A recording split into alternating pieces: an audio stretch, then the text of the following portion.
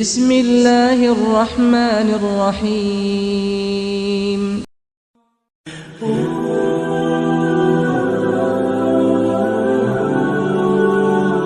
ورپسې زکات ته نو د زکات چې کم مالدار خلک دي نو تر خپل اندازې پورې ځان پوي او د غریب خو د غوستو سره کار شته نور مسلو سره کار نشته غریبي وسر جاته غریبي مو کسره د وسکیږي راکا د نور مسلې نه چیړي او چې مالدار وي نو د دا تاسو کې چې په څومره مال به زکاتی او څومره به ورکوم او چاله به ورکوم کله به ورکوم دا تاسو نه کوي نو په شریعت کې د دې ټول تفصیل شته دی نقد پیسې چا سره وي کسر زر سپین زر چا سره وي او کمال دا تجارت چا سره وي نو د سرو سپینو نصاب شریعت مقرر کړی دی د پیغمبر علیه السلام په زمانه کې د سپینو زر روپۍ وي درهم به وته وي درینی میں ماسے تقریباً یو درہم د چاندے دی درینی میں ماسے وزن نو 200 درہم د پیغمبر علیہ السلام زمانہ کې چې چا سره وو دته د شریعت په جبه کې مالدار وی لیکيږي صاحب نصاب د سرو زرو اشرفه وی دینار او مسقال چې دینو دا سلورنی می ماسه سر زر دی مسقال نو شل مسقالا دا د هغه زمانه نصابو د شل مسقال خاون د صاحب نصاب او مالدار حسابيږي دغه زمانه کې دا شل مسقالا او دا 200 درهم دا دواړه مساوي دا غشلو مسقالو نا اونی میں تولے سرزر جوڑیگی اونی میں تولے سرزر او اغا 200 درہم چونو دا غینا 52 تولے چاندی جوڑیگی نو دا 52 تولے چاندی او اونی میں تولے سرزر دا پیغمبر علیہ السلام پا زمان کی دا دوارا پا یو قیمتو اوز دا سرو زرو قیمتو نا دیر اچت شو او سپین در اغم اچت شوی خود دومرا نا د سپینو زرو دغه 200 درهم چې 52 تولی دي تقریبا 40-45 هزار د وخت کې جوړیږي او د سرو توله تقریبا 50 هزار باندې یو توله نو ډېر لوی فرق پکې دی خدای چې شریعت مقرر کړی دی هم دغه وزن تر قیامت دی نصاب هم دغه بوي نو کم بندلا چې الله دومره مال ورکړي چې نصاب ته ورسېد یا 52 تولې چاندې ته ورسېد یا 2 تولې سونه ته ورسېد دا بنده مالدار دو اوس دل پکار دی چې دې د خدای مال کې د خدای حق ورکی په ظاهر باندې کړه دینا د 40,000 نه بندا 1000 روپے ورکی نو دا خو کمی شوی 40,000 دی نو 1000 روپے زکات شو نو دا 1000 خو ته چې لری شو دا خو 39 پات شوی کمی شوی ظاهره کې دا کمی شوی او حقیقت کې دا زیات شوی په دې 39,000 باندې به ډېر لوی کار کیږي او کدا 1000 دې تل لری نکړلې او دا 40-45 دا پاتې شولې نو دې سلويخت زرو لبه دومره کند پیدا شي چې دا پکې ټولې روکي شي نور او بیا قرضې والا د زکات ته د لفظ خپل معنا پاکواله یا ډیرواله دا دوه معنی د عربی د لغت په اعتبار دي فصل ورکوټي وي په دې پټي کې او فصل بیا لږ وخت پس غټ شي نو دا فصل چې غټ شو نو زیات شو نو عرب وی زکا زرعو دا فصل ډیر شو دا غټ شو ډیر شو نو دا ډیرواله او غټواله دا د زکات معنا ده نو په ظاهره کې کم ښکاری خوده کې قوت دومره را پیدا شو چې ډیر کار پکېږي بیا په دې لګو پیسو ډیر کار کېږي او دویمه معنا ده د پاکواله راځي کچه ځمکه ده په دې باندې چې ته ګډه چیلی پې ګرځې هغې پې میتیازې وکړې یا پې یو ماشوم میتیازې وکړې اوس دا ځمکه اوچه شوله نور پې ولګېده هوا پې ولګېده او دا ځمکه اوچه شوله که فرض که ته پې تندې ولګې او دا سپېمې راکاږي نو بوی نه کوي د میتیازو بوی نه کوي نو دا ځمکه پاکه ده په دې مونځ کېږي اوس دا ځمکه چې مخکې پلیته شوې وه اوس اوچه ده او بوی پکې نشته نو دا پاکه ده نو عرب وایي زکات الارض یبسها پاکوالی د ځمکې یبسها اوچېدل نو زکات الارض پاکوالی نو دا مال چې نو دی لږ خیره نو چې زکات دې تېنه ورکړه نو دا پاک شو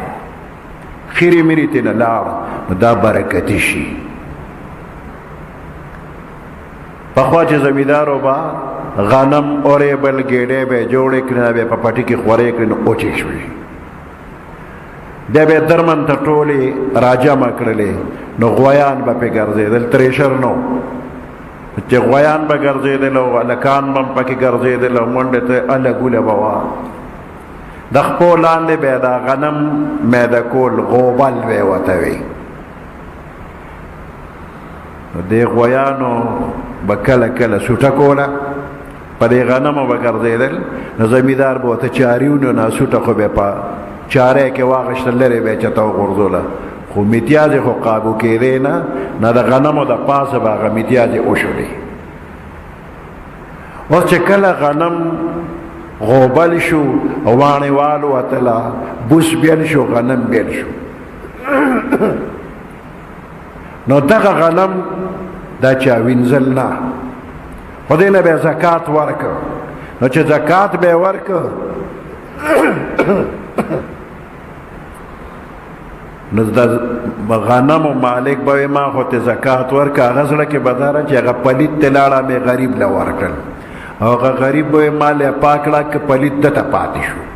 خو په شریعت کې دا دواړه پاک دي اگر چې د غویي میتیازې په دغې غنمو ورغلي دي او یقینا پته نه لګي چې هغه میتیازو والا مالک ته پاتې شو که هغه غریب ته لاړل یو ته هم پته نه لګي خو د دواړو غنم پاک دي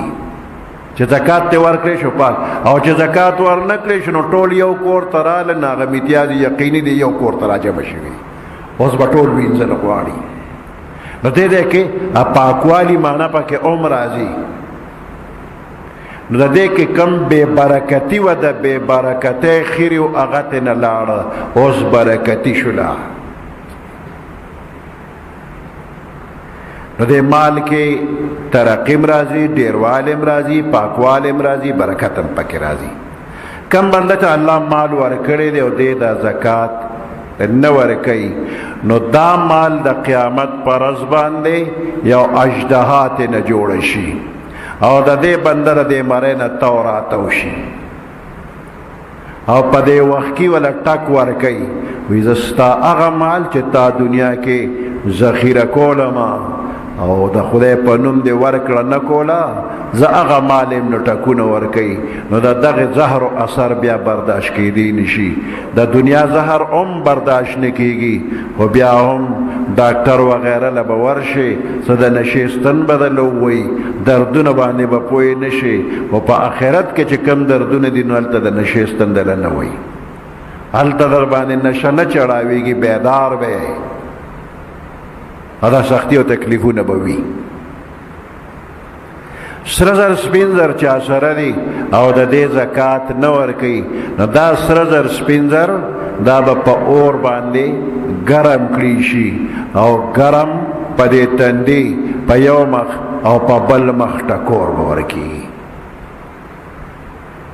ټکورونه ولې ورکوي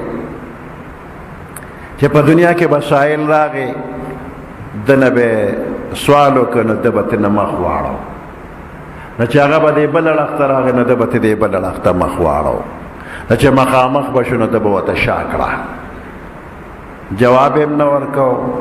او څه د خدای په نوم یې ورکړم نو که تندی به یې ورته ګونجي ګونجي که نو ستاسو دا جامې چې ووینځلي شي او ګونجي شي نو بیا ورسره څه کوئ ګرمه ایسري پې ومږئ نو په ګرم ایسری باندې هغه ګونجیوالی ترې نه وځي نو چې دا په دنیا کې د فقیر ته د تندې ګونجي کړي نو په د خپلو پیسو نه به ایسري جوړه شي ګرمه به شي او په تندې او په یو مخ او په بل مخ به یې مږي دا ګونجیوالی به ترې هلته وباسي بیا لکه دلته یو بنده باندې ګرمه ایسري چا کېښو نو برداشت به کې دا خو به ډېره ګرمه نه وي جامې نه سوځوي خو تا به وسوځوي نو دا دلته چې تندې ګونجي کېږي او مخ اوړي روړي د دې اثر به هلته کې بیا داسې وي چې ګرم ټکورونه او چې یخېږي بیا به یې ورته ګرموي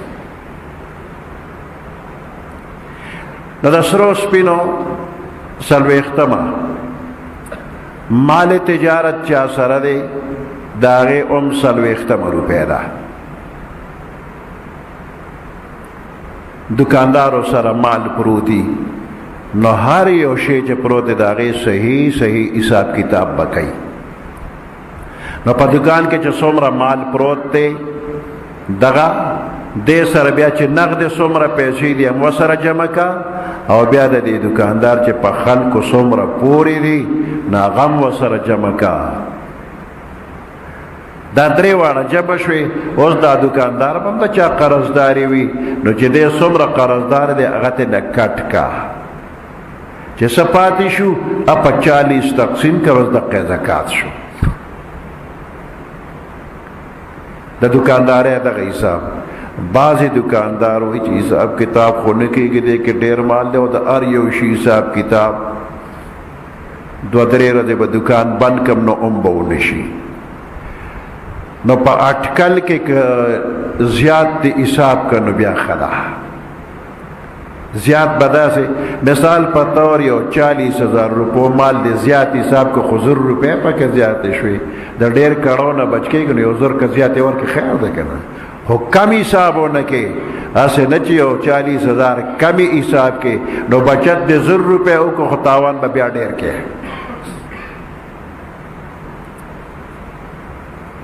یو بنده دکانداری کوله وي یو ځل مې داسې وي زړه مې ورته بل شانت شو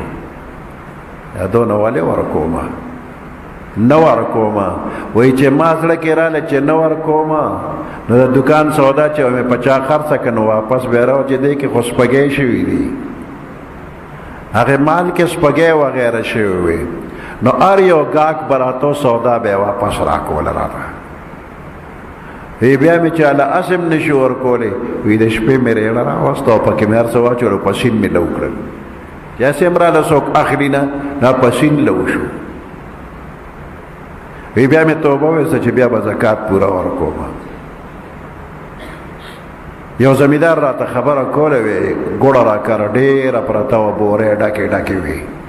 وی مږې پې راغللې نه هغه مږې داسې وی چې بورې به یې شلوله او ګوړه به یې راغورځول او خرابوله به وی ډېر لټونه مې راوړه خو په یو لټ کې م چې ته مږه اوننښته ده پیشوګان مې کور ته راوځي یوې پیشو م چې ته مږه نه ده رانیولې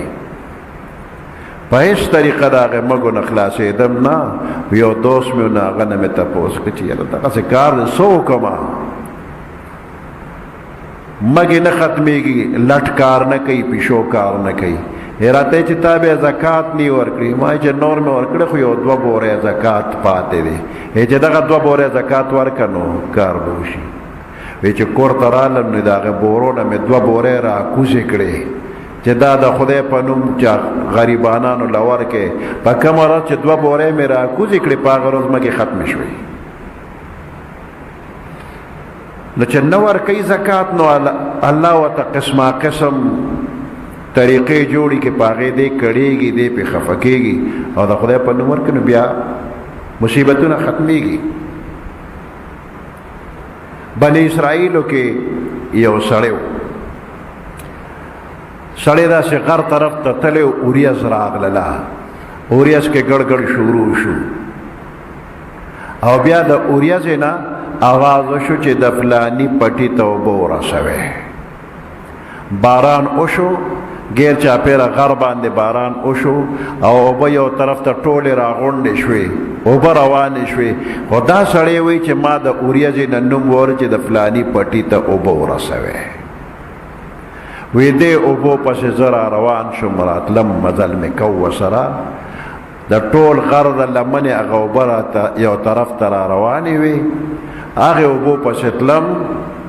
اوارې ځمکې ته چې راورسي نو هلته پټي کې سړی دی چاري ورسره ورخونه سمی را سمی اوبه خور ته یې ځان برابر کړې وی زه ورغلم هغه سره لږ ساعت کېناستم هغه اوبه خور وکړه بیا وی چې میلمه چا سره دی کار دی ما ته چې تا سره مې کار دی ستاسو نوم دی وی فلانې بیا مې ورته دا حال وی چې غر ته تللی وم او هلته کې اوریځ نه آواز راغلی دی او دې نوم پسې زه راغلم چې دا به څوک نه خو ته راته ووایې چې ته څه کار کوې چې د اوریځې نه ستا نوم اغشتی شي چې د هغه پټي ته اوبه ورسوې وی راته وی چې دا پټی دی په دې کې زه کروندې کومه او چې کله د دې فصل تیار شي نو 3 ځایه کم یو ایسه د الله په نوم ورکما او یو ایسه زما د کور د خرچی شي او یو ایسه په دې پټي بیا ولګوما یعنی 3 حصہ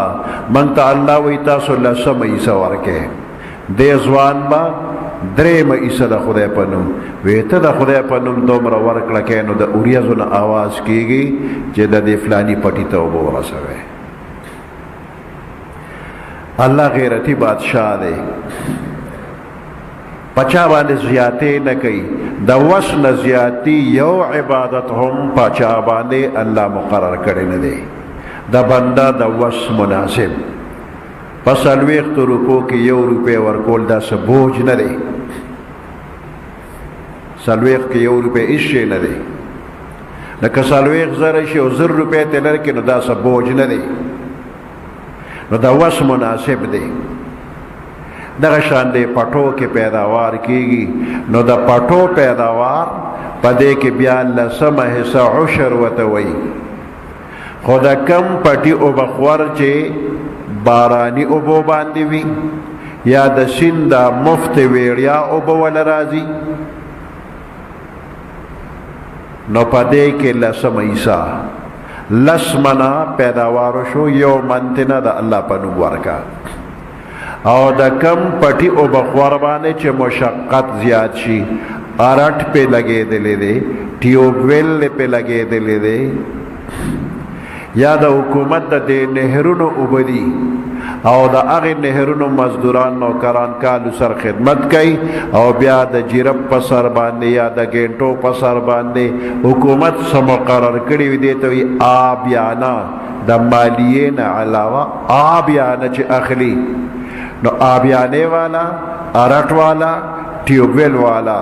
د دوی خرچه زیات راځي نو دوی به شله مېسه د خدای په نوم ورکوي په دې فصل باندې نور خرچه چې کېږي نو هغه به نه حسابه دې کې ګوټ جاري شوی د ټکټر پکې ګرځېدلی دی غویان پکې ګرځېدلی دي تخمونه پکې چوری شوي دي سرې پکې دا حساب کتاب بنه کې خو چې څونه پیداوار وشو نو د هغې نه عشر یا نصف عشر شلمه لسمه یا شلمه به ورکوي یو پټې په نیمه باندې دی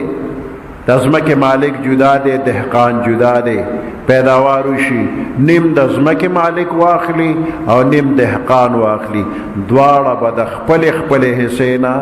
لسمه یا شلمه ورکوي څه ځمکې اجاره دي نو د ځمکې مالک د اجارې پیسې واغشتلې او د زمیندار د دې ځمکې پیداوار چې چا واغشته نو دا لسمه یا شلمه به هغه ورکوي زکات ته او که عشر دی دا به چاله ورکیږي چې کم بنده د نصاب مالک نه دی یعنی 52 تولې چاندې قیمت مالک نه دی نو دغه بنده ته زکات یا عشر ورکیږي خو شرط پکې دا چې دا بستا بچی نه وي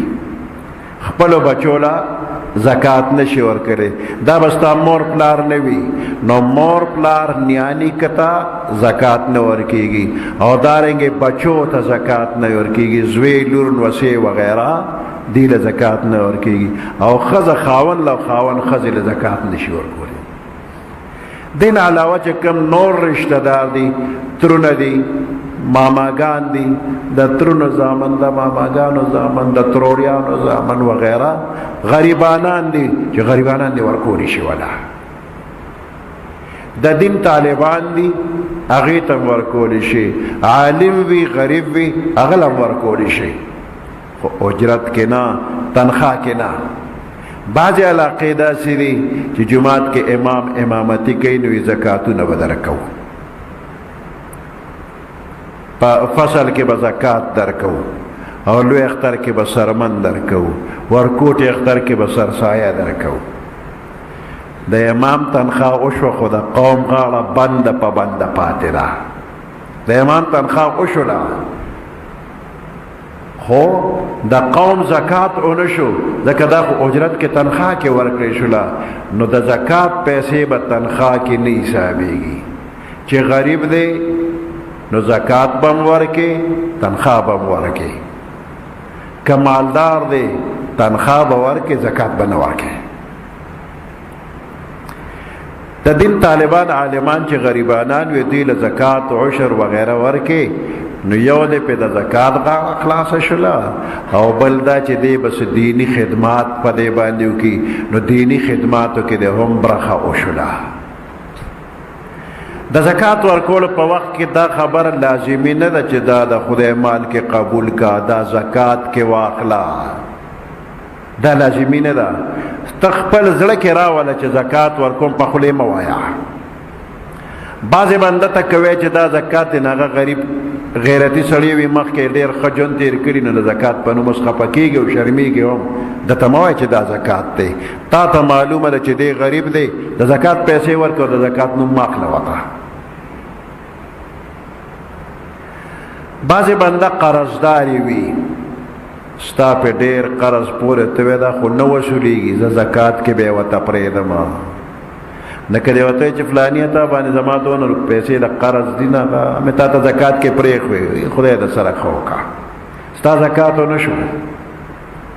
د دې طریقه دار چې نغد پیسې ورته د زکات په لاس کې کېده نو هغه قبضې ته ورسېدې اوس ورته ته زما قرضدار دا ماله قرض کې واپس راکړه هغه سات دی دله درکړي نو په دې طریقه ستا زکات وشو د هغه قرض نه غاړه خلاصه شوله نو زکات ویل لازمي نه دي اوس زکات به چاله څونه ورکې او زکات غوښتی شي او که نه شي غوښتی د غوښتو کار جایز نه دی چا سره چې د یوې ورځې خرچه وي نو دی به چاته نه وي چې مال را دله سوال کول حرام د یوې ورځې خرچه شته سوال به نه کې که د یوې ورځې خرچه هم نه وه نو بل ته سوال کولی چې نن منکر اسم نشته سراکه نو غوښتل جایز نه دي نو بعضې غریبانان خو داسې وي چې حاجي صاحب په موږ به خیال کې ګورې د زکات شپې ورځې را روانې حاجي صاحب موږ ایر نه کې دا طریقه غلطه ده دا ګناه ده دا مه کوه البته حاجي صاحب سره سر سترګۍ به یې به تا پېژني چې ته غریب یې نه به پخپله تعالی درکوي څونه پیسې به ورکول غواړي یو فقیر له دونه پیسې ورکړه چې د دغې ورځې حاجت یې پې پوره شي د دې یوې ورځې کار خو یې پوه شي اوس که ته 100 روپۍ چاله په زکات کې ورکړې نو په 100 خو یو ماشوم هم نه مړېږي یو وخت مړېدل خو په 100 روپۍ نه کېږي نو په 100 روپۍ زکات څه کېږي دونه ورکه چې د ده د دغې یوې ورځې خرچه وشي بل چا نه پکې د غوښتو ضرورت پېښ نه شي کم از کم دونه ورکه روپۍ او دوه مه ویشه روپۍ او دوه باندې څه کېږي نه چې زکات ورکې نو دونه چې د یوې ورځې حاجت یې پوره کا که یو بنده راته معلوم دی بال بچهدار دی او ډېر محتاج دی او قرضدار دی دله ډېرې به ورکولی شي دونه ورکه چې د ده پې دا قرض هم خلاص شو دا حاجت یې پې پوره شي خو دونه چاله مه ورکه چې دی پې صاحب نصاب شي دونه دی ورکړي چې د قرضونه خلاص شو او د بیا هم صاحب نصاب پاتې شو نو دونه ورکول زکات وشو خو دا کار مکروه دی نږدې ګاونډیان وپېژنه اول د هغوی حق پوره کا نو بیا په مزه مزه د خپل علاقې نه پس که بار کېږي نو بار کېږه خو د نږدې ګاونډیانو اول خیال ساتل پکار دی نو دا زکات د شریعت حکم دی منظم فرض دی کلمم فرض ده منظم فرض دی دقه شانت زکات هم فرض دی دې کې کمې زیاتې مناسب نه دی ځان غافل کول دا ځان دوکه کول دي بعضې بنده چې بزرګه میاشت کې ته څوک تپوس کړي چې حاجي صاحب د زکات څه وایي موږ خو په رمضان کې ورکوو او چې رمضان راشي موږ خو زبرګه کې زکات ورکړي نو نه په دې دی کې ورکوو نه په هغه روزه کې ورکوي نو دا دې ځان له دوکه ورکوي خدای له څوک دوکه نه ورکوي نشي ورکولی نو ځان دوکه کول نه دي ښه وبال یې بیا زیات دی سبحان ربك رب العزة عما يصفون وسلام على المرسلين والحمد لله رب العالمين